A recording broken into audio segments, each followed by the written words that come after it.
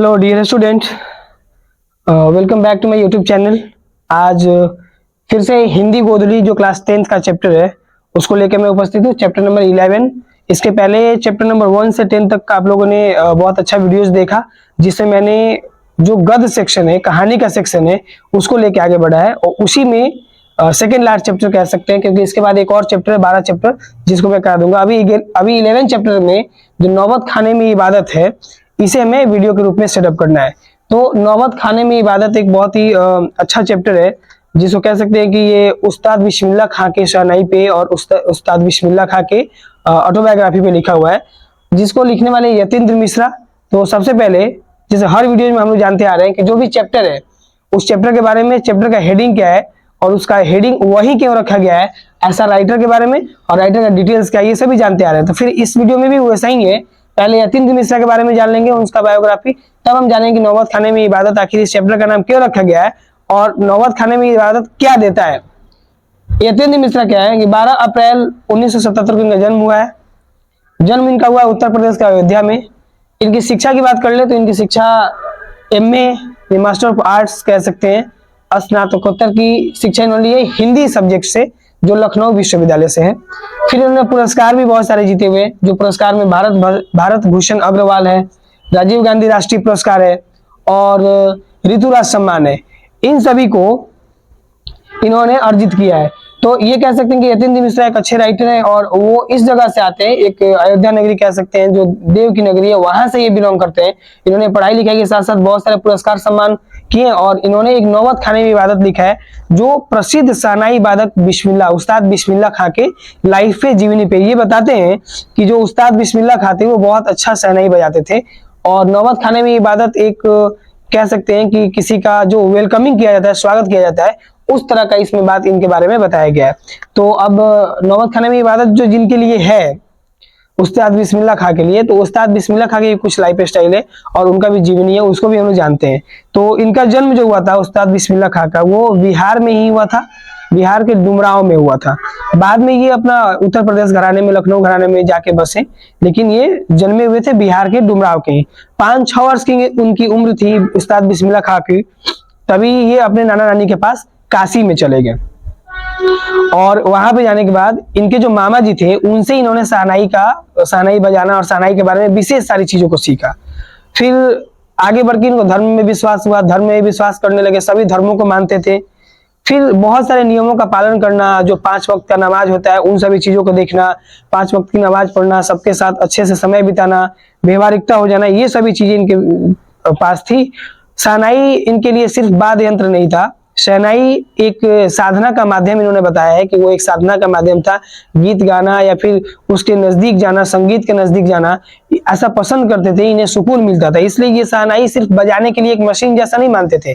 उस्ताद बिस्मिल्लाह खां ये करते थे कि शहनाई जो है वो सिर्फ एक वाद्य यंत्र नहीं है, सिर्फ म्यूजिकल इंस्ट्रूमेंट नहीं है, वह एक साधना का माध्यम है। वहां पे आंखें बंद करके बहुत सारी चीजों को मेमोराइज कर सकते हैं, रिकॉल कर सकते हैं, याद कर सकते हैं, इसलिए ये साधना का माध्यम मानते थे।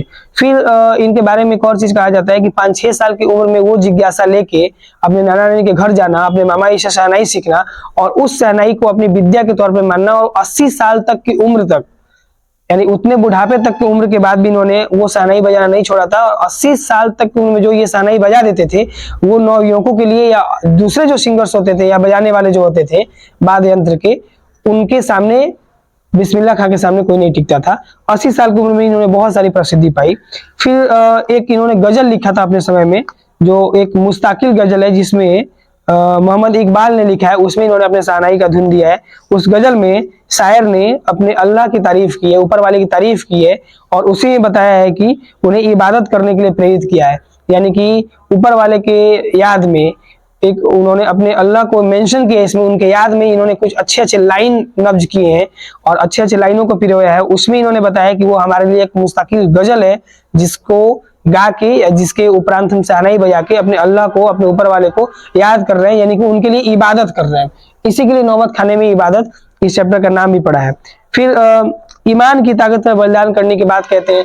जैसे जैसे नौबत खाने में इबादत की लाइनें आती हैं और उस्ताद बिस्मिल्लाह खां अपने बारे में बताते हैं, अपनी सारी कहानियों के बारे में बताते हैं, तो उसमें इन्होंने यतीन्द्र मिश्रा ने लिखा है और बताया है कि वो जब ईमान की ताकत पर बलिदान करने की बात कहते हैं कि अगर ईमान हमारे पास है और हम में से किसी भी इंसान के पास ईमान है तो हम किसी भी परेशानी से, किसी भी लड़ाई को लड़ सकते हैं, हमें किसी तरह का तकलीफ नहीं होगा।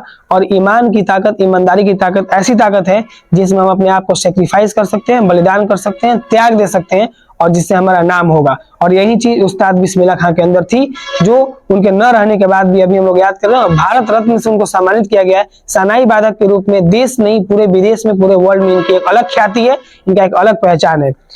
फिर इनका अधिकतर हिस्सा जो है, कहते हैं यतीन्द्र मिश्रा की जो नौबत खाने में इबादत लिखा गया है, ये भी अरबी फारसी भाषाओं को प्रमोट करता है। और उस्ताद बिस्मिल्लाह खां का जितना भी लेखनी है, या फिर उनकी जितने भी सारे लिखे हुए पुस्तक कह सकते हैं, या जो भी उनके बारे में लिखा गया है, या अपने गजल में, या अपने लेखनी में, अपने सानाई वादक के जो इंस्ट्रूमेंटल जो भी चीजें हैं, उसमें अगर इन्होंने किसी चीज का यूज किया है तो वो है अरबी और उर्दू। अरबी और उर्दू चीजों को ज्यादा से ज्यादा इन्होंने लिखा है। फिर उसके बाद ये कहते हैं कि अरबी और उर्दू भाषा को लिखने के साथ साथ इसलिए माना गया कि अरबी और उर्दू भाषा जो है हिंदी और संस्कृत को लेके चलता है। तो एक तो लखनऊ घराने में थे, और उत्तर प्रदेश लखनऊ घराना जो है, उत्तर प्रदेश अयोध्या काशी जो नगरी है, वहां पे संस्कृत का वो ज्यादा बोलबाला था। और संस्कृत एक उर्दू से कनेक्टेड सब्जेक्ट था, विषय था कह सकते हैं, भाषा था कह सकते हैं।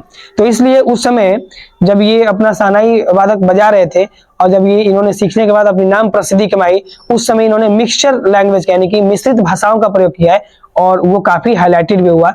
इस तरह से इन्हें देश ही नहीं, विदेश के कोने कोने में जाना गया। अतः हम समझ पाए कि नौबत खाने में इबादत अल्लाह के लिए एक गाया हुआ गजल है जिसमें इन्होंने बताया है यतीन्द्र मिश्रा ने, और वो गजल गाया गया है उस्ताद बिस्मिल्लाह खां के द्वारा। तो हम कह सकते हैं कि उस्ताद बिस्मिल्लाह खां का सानाई बजाना बहुत ही इंपॉर्टेंट था, महत्वपूर्ण था।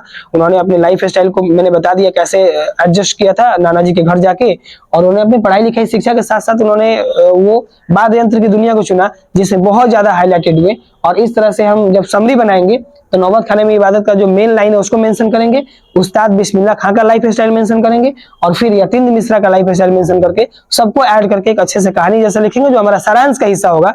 इस तरह से हम 11 चैप्टर को खत्म कर पाए। तो आप सभी से भी यही रिक्वेस्ट है कि आप चैप्टर को समझे, इससे रिगार्डिंग जो भी जरूरी समस्या है उसको कमेंट बॉक्स में रखें, वीडियो को बहुत सारा देखें, दिलार प्यार दें, लाइक एंड सब्सक्राइब करें, दोस्त तक शेयर करें।